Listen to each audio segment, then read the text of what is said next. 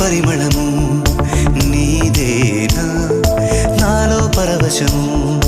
నిజమేనా బొండు మల్లి పువ్వు కన్నా తేలికగు నీ సోకు రెండు కళ్ళు మూసుకున్నా లాగు మరి నీ వైపు సొగసును చూసి పాడగాయలా కనులకు మాట రాదుగా అలా వింతల్లోనూ కొత్త వింత నువ్వేనా